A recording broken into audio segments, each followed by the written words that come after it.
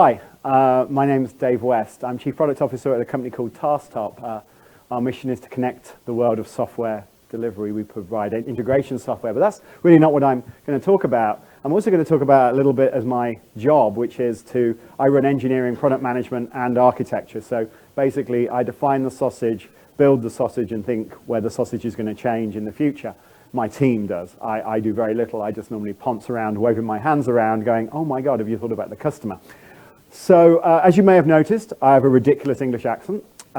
This is ridiculous.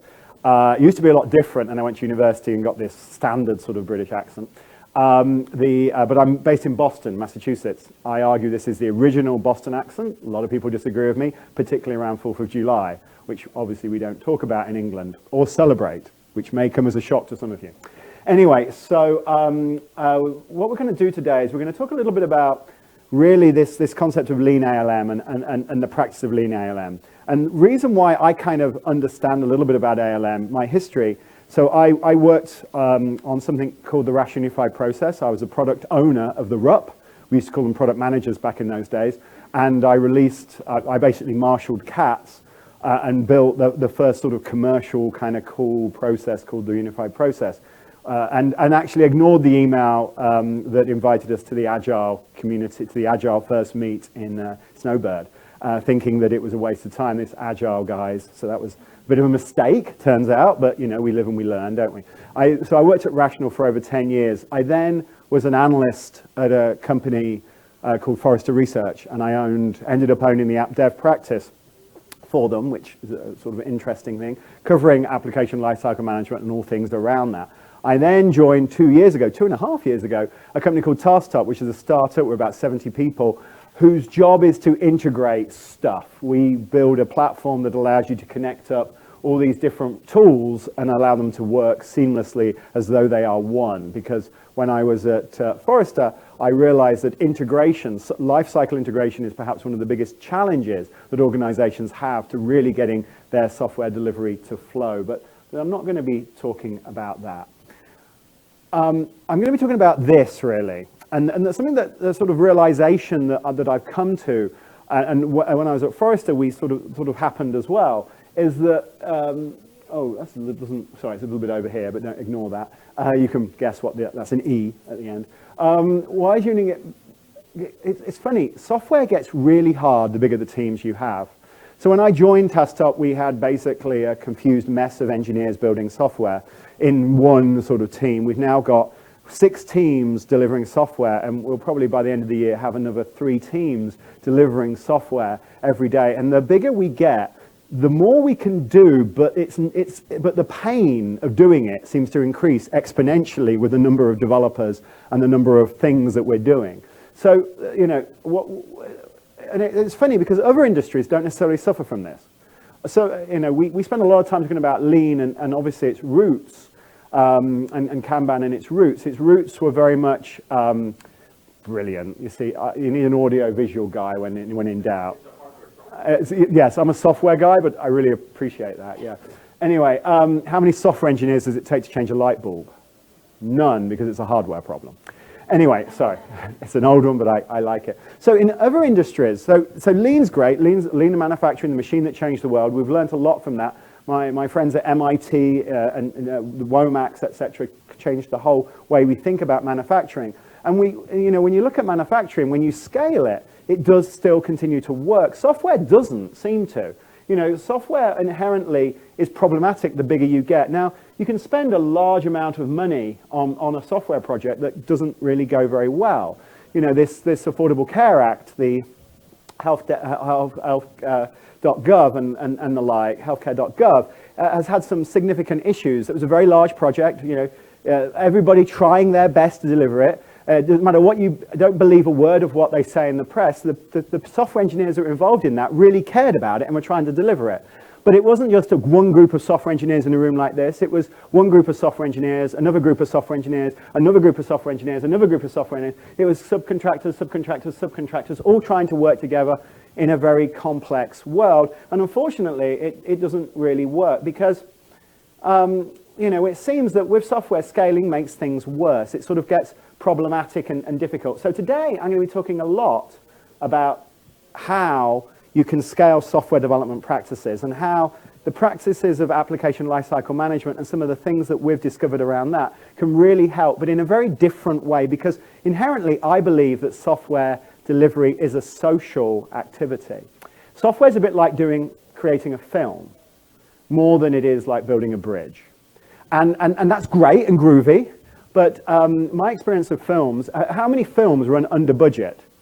I mean, they don't seem to, do they? And the bigger the film, the more special effects, the more whizzy-waggy sort of things, maybe green sort of, or blue sort of human-type people in like Avatar, the more money they spend and the more budget overruns that they seem to have.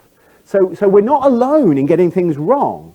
We make a lot more films than the film industry.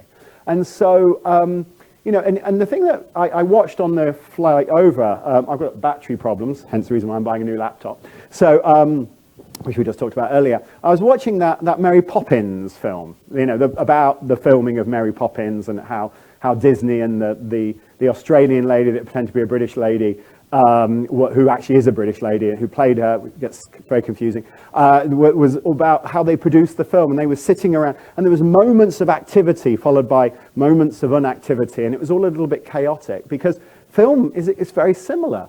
The software development is a social act. So because of that, I think it's very difficult to learn the things that, we've been doing it for over 60 years now. This is obviously a British computer, you can tell, because it's old and we don't make them anymore.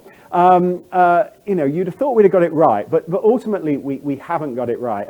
And the thing that's really, really, really worries me every day, and the reason why I get up and go into work every day, is because software's so damn important. My wife, before we had our son, used to sell genetic tests. And once I was dragged along to her boss for dinner, and I was like, oh my God, a doctor. That's all they do is tell you when you're going to die, or show off about how big their cars are, depending if they're a plastic surgeon or not, and or dentist. They're also very rich. It was going to be very boring. But it turns out genetic tests is a huge big data problem. Did you know? Massive. And they were talking about software. Software's everywhere. Software runs the world. Software is incredibly, incredibly important. We've sort of evolved into this sort of world where your car has 300 million lines of code. And in fact, this is a really, I love this Information is Beautiful site. If you ever go to it, it's fabulous. This is the sort of complexity. So they compared a mouse to a car in terms of how much software is in it. And obviously they had to make some assumptions to compare DNA and the processing power and all this kind of stuff. And the bottom line is, and then they turn that into these little blocks. A car is almost as smart as a mouse. Obviously a lot more comfortable to drive in, but and doesn't make quite as much mess and can't go underneath doors quite as well. But the sheer level of complexity is growing exponentially. So not only is software incredibly hard a social activity, it's incredibly important, and the complexity is rising. And we've got this problem as well. The number of people that we need to solve this amazingly important stuff, the number of films that we're going to be creating is growing. The workforce isn't. And so what does that mean? It means very rich software engineers. If you've got children, don't let them do anything else. Get them on that keyboard, writing software, putting it into GitHub, because that's apparently better than a resume nowadays, and you're golden. But the reality for people like me, who are trying to run businesses, is that it's a painful experience to get good software engineers. And when you get them, they sort of act like this. Yeah, I'm cool. Yeah, Facebook's just opened, loads of openings. Shall I just go there? I mean, So you've got this sort of weird dynamic at the moment. So the bottom line is we need a different way of thinking about this sort of like large-scale, scaled-up production that we need to think about. And then Agile's come along. And Agile has changed the game. I mean, those guys in Utah definitely changed the dynamic. And I, to this day, still kick myself that I didn't send Grady Booch to this meeting and encourage, because then they said RUP's crap, and it all sort of went downhill from there. But Agile has become very mainstream, and it's become the standard way in which teams operate. But that itself does not scale. We've got Dean Leffingwell's work in SAFE, Scaled Agile Framework, doing some very interesting things. We've got, you know, the disciplined agile stuff with Ambler, with a very good foreword written by somebody here. And you've got, you know, these, and then you've got Ken's approach, Ken Schwaber's, which is completely different. You know, the bottom line is that we're starting to see some scaling stuff, but it's all a bit of a mess, in my opinion. So I believe, and sort of like the premise of ALM, Application Lifecycle Management, which we'll define in a moment, is that you know, these silos, this value stream of software development, this creative activity of software development is being fundamentally undermined by the fact that you've got these different silos. Now, maybe your organizations don't do this, and when you've got small teams working in one room with a whiteboard and post-it notes, and you've got a simple customer with simple problems, then this doesn't apply. You can solve these problems relatively easier. And when you scale it, maybe Atlassian, Jira and stuff like that, that's okay. But then you reach a certain point, it all starts falling apart because you are using outsourced sort of people that are using a different practice and tools and approach. You've got people working in your PMO that's, you know, trying to manage all of this stuff from a governance and financial management point of view. The bottom line is it sort of breaks down. So ALM's mission is to sort of try to solve that problem.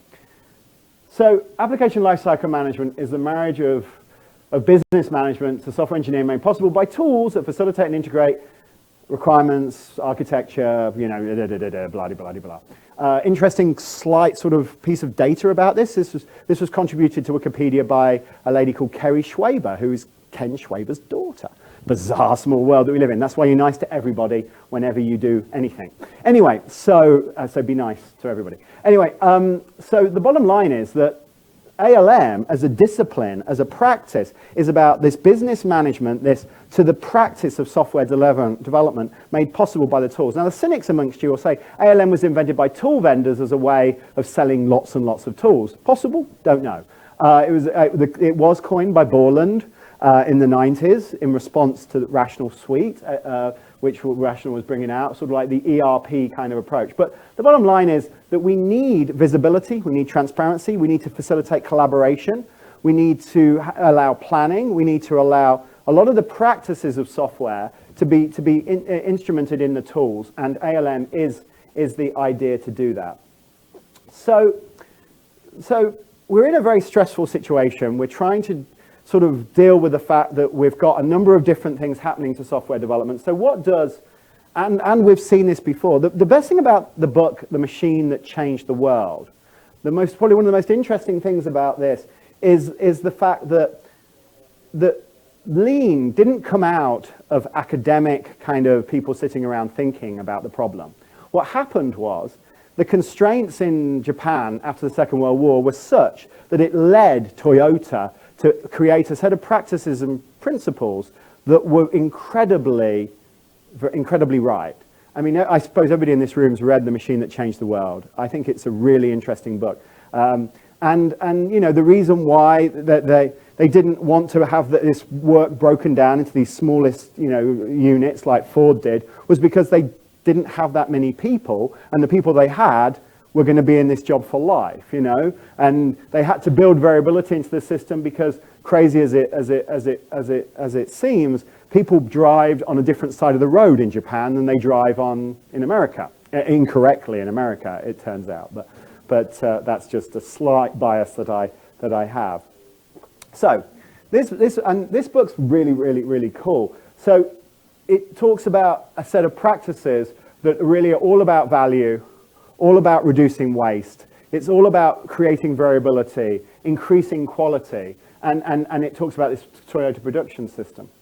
And really, in essence, we've done this, you all know this because we're in this sort of conference, you know, increase value, reduce waste, continuously improve, think about software development, or think about anything as a system. The system we're interested in is software development.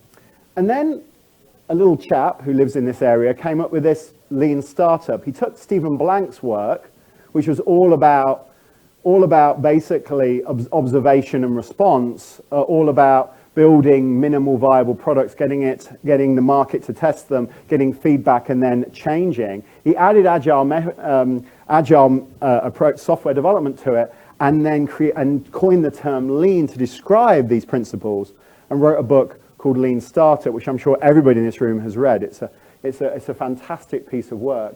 And it talks a lot about this thing called hypothesis-driven development.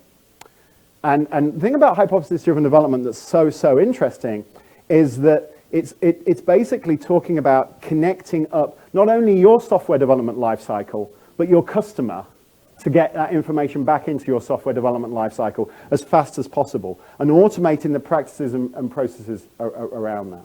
So, the bottom line on Lean is that what we see a lot is this sort of learn, build, measure loop.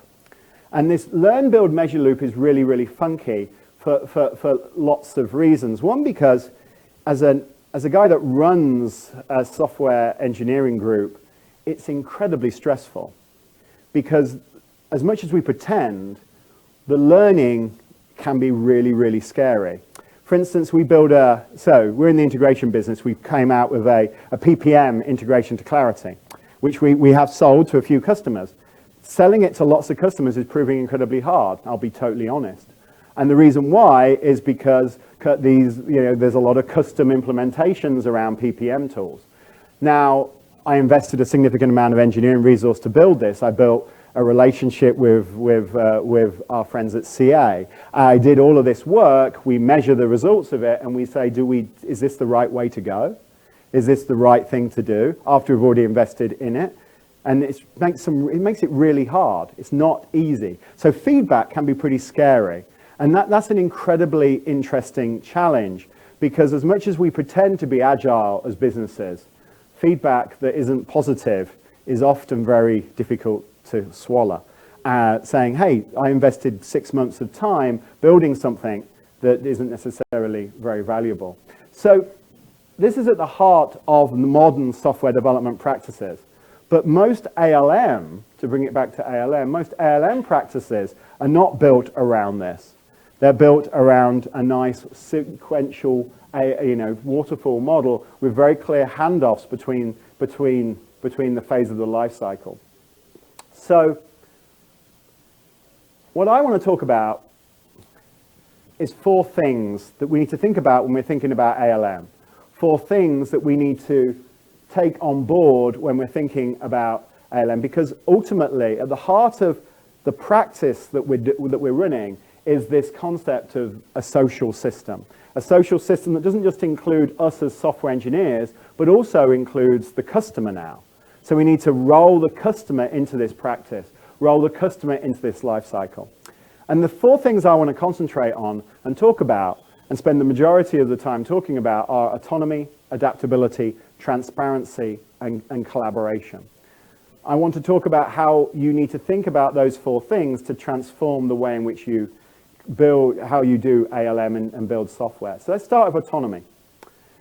So I did my undergraduate degree, embarrassing to admit this, is economics and computer science. I realized quite quickly when you go to economics that it's really boring and just made up. And so I reduced it as much as possible. But one author that I read a lot of, because he's kind of cool, has a similar haircut to me, so very trustworthy, is a guy called Peter Drucker. I don't know if you've read it. It's sort of like, he's written a lot of books. But the thing that I liked towards the end of his career is he spent a lot of time writing around knowledge workers. Now, knowledge workers are creative. Knowledge workers are very much the essence. Software engineers are knowledge workers. And he talks a lot about the fact that knowledge workers, the way you make them productive, isn't by telling them what to do, isn't by shouting at them, it isn't even by putting little electrical devices on their fingers, so if they stop working, you give them a charge. What it is, in fact, is all about giving them some level of autonomy, the ability to manage themselves. He found in his work, and this was written a number of years ago, obviously, that ultimately autonomy empowers individuals to be more productive. And the only way of making knowledge workers more effective is to give them some level of autonomy. Now that's, I think, true in the film business and in the creative arts as well. You have to basically get behind people, give them the ability to make their own decisions. In fact, when we were at Forrester, we did a study of high-performance development teams. And we were trying to find the silver bullet, which apparently doesn't exist.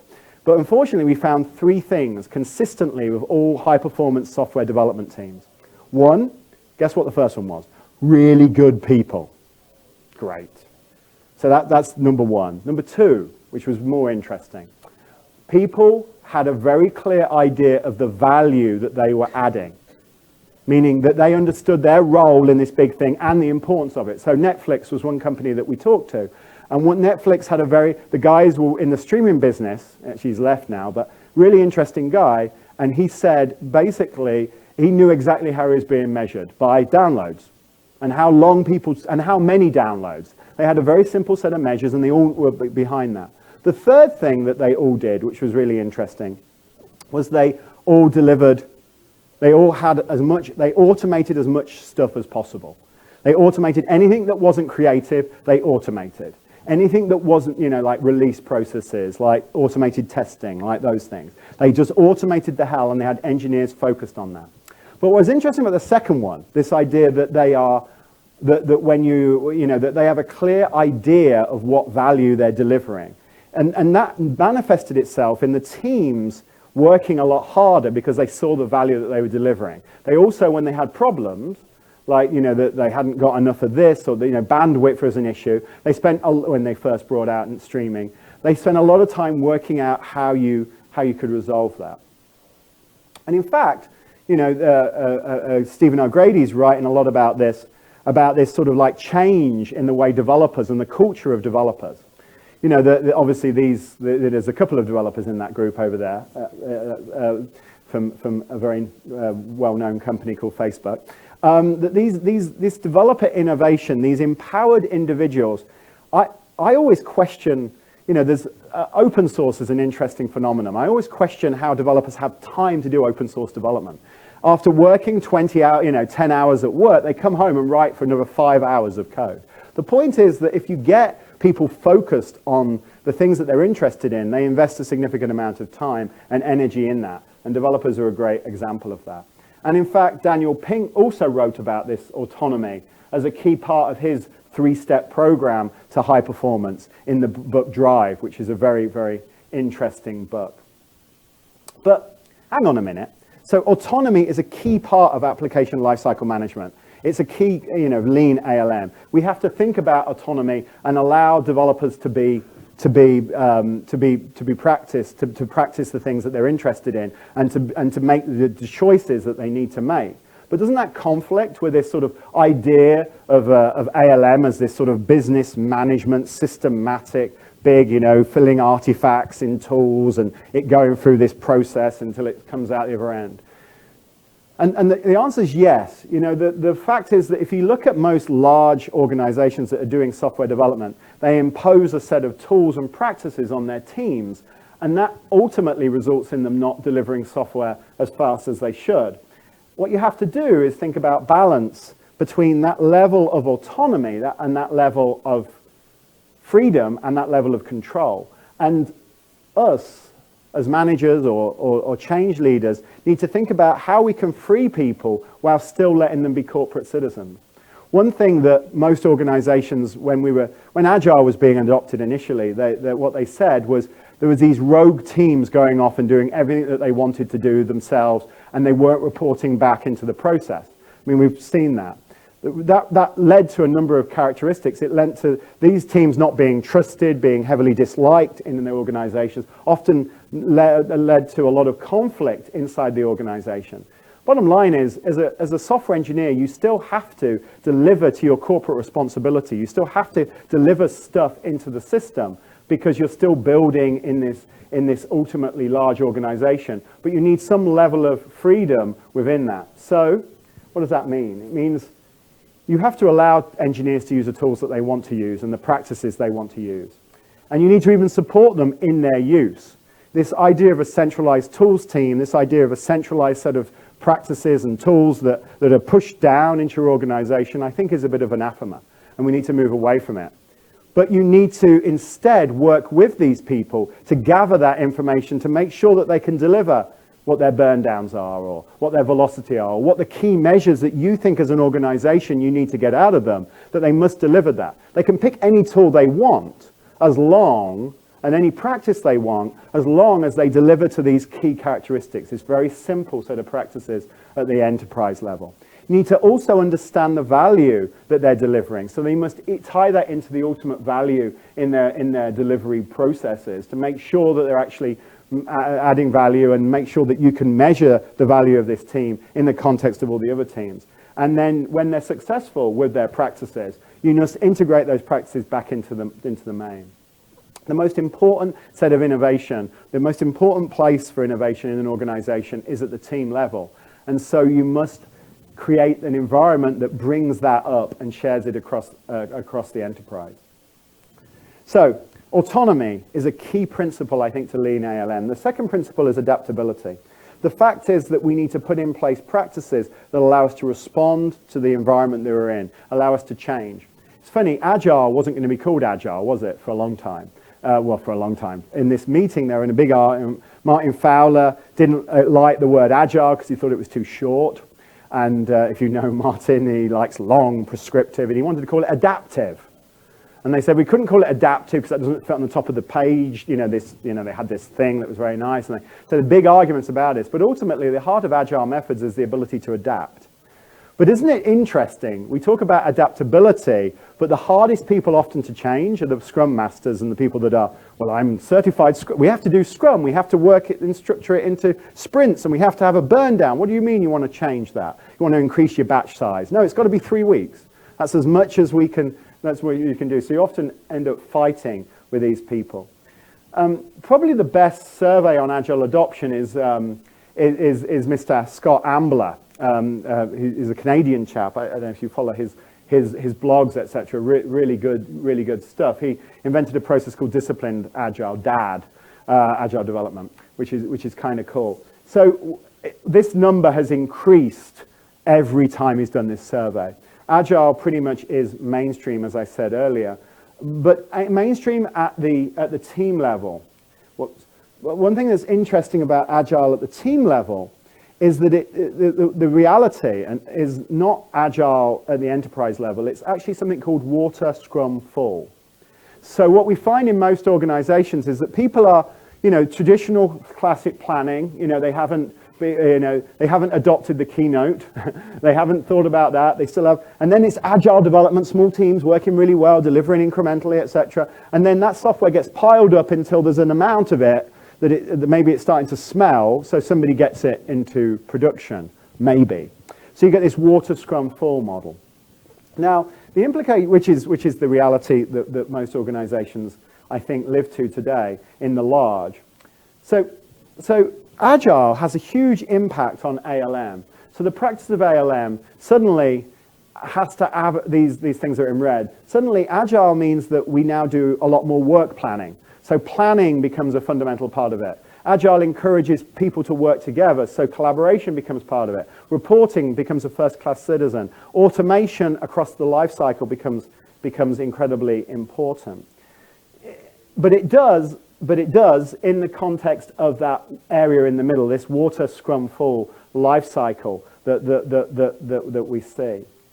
And the other thing that's interesting about Agile is that it would encourage us to have a lot of variability around batch size. Obviously, in situations where you don't understand stuff, you have small batches. In situations where you have a good understanding of the problem, you have much larger batches. But most organizations don't have the ability to change their sprint length very easily. And also, their governance processes don't allow you to break projects up into smaller increments or increase them into larger increments. So that's an interesting point. So that means you need to have an ALM practice that includes agility. You need to think actively around batch size to manage efficiency and get feedback. You need to broaden the life cycle to be more than development, to get customer feedback into that, whilst dealing with the reality that portfolio management and operations and release stuff will be done in a very traditional way. And the fact is that you need to ensure that you govern your life cycle, that you still need to deliver software in the context of a governed and controlled process. And, hopefully you still deliver working software at least a bit of the time in this world. So autonomy, free your people. Adaptability, bring Agile in, even if it's in the context of a water, scrum, full life cycle. The third thing is around transparency. and the importance of transparency. Now, we heard in some fantastic lightning talks, are they called lightning talks here? They are, right? Yeah. The importance of transparency. So I'm not going to bore you, I guess, with a definition other than to tell you a horrible story about what happens when transparency doesn't exist in your organization. So this is a very, very cool piece of engineering called the 787 Dreamliner. Probably one of the most important endeavors, because we talk about modern stuff all the time, but then we fly here on 50-year-old planes. So the Boeing 747 was developed in, what, the 40s? That's when they first did the first design, and we still fly in them all the time. Yes, they've been refitted a lot, but this is an amazing piece of engineering. This is an example of when traceability is not present in your life cycle. So the 787 its braking software was developed by a series of subcontractors, all working on the software. They delivered on time, on budget, all that software to Boeing to be integrated into the final brakes. It worked, it passed every test, flying colors. Everybody was really happy, but they didn't know which bit of software was related to which requirement. Somehow, during this process, they'd lost any traceability of the life of the software. So the requirement traced to the test, traced to the code. Had no idea. Guess what they did? Scrapped the whole software and had to rebuild it. Put the project back 6 months. Traceability is very, very important, not just because it helps us build software, it also helps us have an understanding of the safety of that software and to actually know how that software works. We believe, and I think what's very clear, is that you need to have a strong set of traceability across your life cycle. You need to automate that traceability. Traceability that's manually created doesn't scale, really doesn't scale. You need to effectively automate the traceability in your life cycle, and you need to think about that as much as anything else in the life cycle. One thing that we saw from high performance teams that was really, really cool was the fact they automated the heck out of how, what Selenium tests were compared to which stories, which were related to which build. That life cycle was nicely automated so they could take the time concentrating on the things that were important to them. So putting in place automation is important across that life cycle. Also concentrating on some very simple sets of measures. Traditional lean measures of cycle time, queue length, queue size, mean time to failure, etc. They're incredibly important, but they're very inside the box. You need to also think about the value stuff, the market position, the profitability, the margin, the growth, etc., and think about that from a measurement point of view as well. So you need to combine that sort of traceability with a very clear set of measures to give you the transparency and visibility you're looking for. Which means you need, what does this mean to ALM? You need to put in place a visual and transparent process that's automated. You need to be continuously checking off to see if you're driving towards the truth. You need to manage in real time. The other thing that we found in most organizations is that they had everything was sort of slightly out of real time. The tests, they got all the defects back in a spreadsheet. Oh, spreadsheets are evil. How many people have spreadsheets on your project? Get rid of them. There we go. They're awful. Why are they awful? Because they become out of time. They're not real data anymore, and you version controlling them and sending them around to the wrong people, and people make notes in them, and then you've got a new version. They just become, if your tools don't support what your spreadsheet's doing today, get rid of the tool or make the tool do it. Don't allow spreadsheets to live. Get rid of them as quickly as you can. If that's the only thing you take from this meeting, then that's good. Oh, sorry. And then the other thing that's interesting, the reason why I'm saying those spreadsheets take effort to maintain and create. That's a huge overhead and burden. Get rid of it. And you don't want to be like the police as well around measurements. So that's the other thing about having this special spreadsheet that you carry around. And you need to make sure that everything's in a language that everybody understands. Autonomy, adaptability, transparency. The last one is collaboration. Working together is naturally very, very hard. And this is a very funny thing that I found that sort of sums up how people's perceptions of each other are not necessarily what you would expect. If you look at a designer, how they think of themselves as very cool. They think of developers as weird characters, and think of managers as just idiots And the bottom line is you have to somehow create a culture that allows people to collaborate. And that does not mean adding a new tool. Yammer, fabulous tool as it is, will not solve your collaboration issues. Confluence, fabulous tool that it is, will not solve your collaboration issues. You have to put in place something that replaces the need for this thing. So if spreadsheets are really evil, actually the thing that's really evil on projects, in fact it's so evil the first letter stands for it, is evil mail, email. Email is awful. It's the most, it destroys project cohesion and collaboration. It stops everybody from working effectively together. Because what happens is somebody comes in with a defect. I then send it to these three people because they look very smart. And you respond to me because obviously compared to these guys, you're a lot more efficient. It comes back to me, but you copy that guy there because he's sort of wearing a jacket, so he must be smart. So he's included. Suddenly this comes back to me, I'm like, oh my God. I respond, copying you, ignore you two, send it to you because, you know, saw your light and talk, you know stuff. And then so we've got this situation. You two guys think it's the same. Now it's changed. The situation's changed. It isn't a defect anymore. It's an enhancement request. We're going to fit it in this release. You think it's a defect. You talk to your developers behind you and suddenly the whole thing goes horribly wrong. So then you have to have a meeting to discuss it. Because obviously now it's all fractured. And you mentioned to me that you hadn't been involved in, it was all email is evil. Don't do it. Do it to invite people to go out for drinks. Do it to tell people what the best curry house is. Do it to talk about sport. Do it to, you know, insult people. But don't use it. Actually, don't do it for that because I can track it and then you get trouble. Don't use it to run your project. It's awful. Get rid of spreadsheets. Get rid of email. Do those two things and all is going to be good in the world. Honestly. Well, it won't be good, but it'll be better because it's evil. So you need a currency for collaboration. You know, you need a work item, you need a ticket, you need a story, you need a defect, you need an enhancement, you need a requirement. Whatever those things are, we call them tasks because we come from the myelin world and that's the world that we used to live in. But ultimately, you need some sort of currency to allow and to facilitate collaborations. Collaboration without context is of absolutely no value. And the problem with a lot of these tools today, things like Yammer and the like, is that you don't have context. You're not talking about the thing that you're talking about. You have to reference it separately, which you can do, and that might work, but it's tricky and hard to do that. And we learned a lot from social coding with Myelin and the Myelin project, which is downloaded about 1.5 million times a month, which is kind of cool.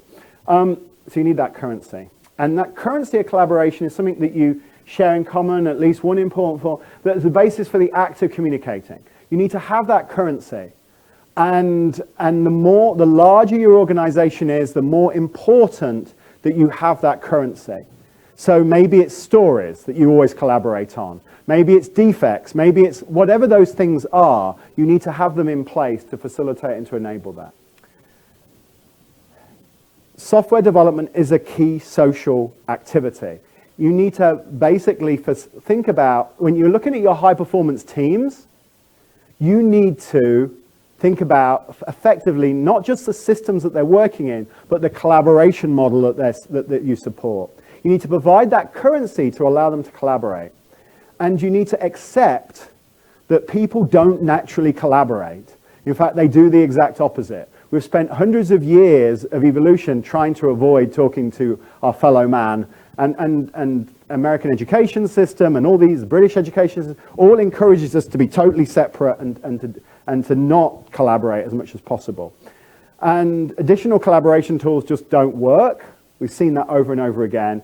And getting good collaboration in teams requires a lot of time and effort and focus. So, I would argue that most organizations' ALM practices are somewhere in the dark ages. We need to step back. We need to think about software delivery being a social activity. We need to think about it being this important scaled model. And then we need to put in place the practices that allow us to do that. We need to think about the whole flow. We need to think about it overall, the end-to-end life cycle. We need to think about define, develop, test, deploy, review. All those nice things that we've heard in the other sessions. We need to automate the heck out of that middle area and put it in the context of a transparent life cycle, because transparency doesn't necessarily solve problems, but it definitely highlights them. And we need to connect that up into the broader context of competition, value, market, and usage to make sure that transparency really measures us in context of things that are important. So what are your sort of key takeaways? There's three different groups that I talk about Lean ALM to. Practitioners, you don't think that it's not a 1984 novel, George Orwell, do we still use that? And Space 1999, that was years ago, wasn't it? I always think, and when I was a kid, everything was like, oh, that's years in the future, but, which probably just means I'm just old, doesn't it? But we're not living in a 1984 world where the systems are pushed down on you. If you're a practitioner, take ownership of the processes and the tools and the practices that you use. Take ownership and make it happen in your team. Insist that your team works in a transparent and collaborative way, and spend time trying to improve that collaboration. So instead of sending an email, comment on a task. Instead of creating a spreadsheet, create a report from Jira. Do the things that you can do to show the change, don't talk about the change. It's not just about buying the books, even though buying the books is really important. As an author, I'd like to say buy lots of books, particularly my book. It's Head First Object-Oriented Analysis and Design, catchy title, good for Mothering Sunday. But you don't need to read it, don't care about that. It's about walking the talk or talking the walk. Or, yeah, whatever. Take ownership, start doing those things. Don't use email, don't use spreadsheets. Managers, accept that your teams are going to do the things they want to do and allow them to do it. Autonomy and empowerment and performance isn't just a set of words, it's a practice you have to allow. Don't tell them what to do. Say, how are you going to do this? What tools and practices are you going to use? What approach are you going to advocate? And then remind them, your teams, and actually invest individuals to automate your life cycle. And then tool vendors, which you may be in the room, I know there's a rally guy wandering around and a few of us, accept that you're going to have a lot of complexity at those levels, where lots of different practices, lots of different tools being merged together and glued together. And you need to think about how you can help that social activity as it's practiced. So that's kind of what I wanted to do. I wanted to talk a little bit about. There's some stuff that you can have a look at. Hopefully this has been a few ideas as we've wandered through this time, and I know we've overstayed our welcome, so that's it. Hopefully have a good conference. I'll be wandering around. Talk to me. Sorry, different concept. And say hi, and we can have a little chat. Have fun. Talk to you soon. Bye.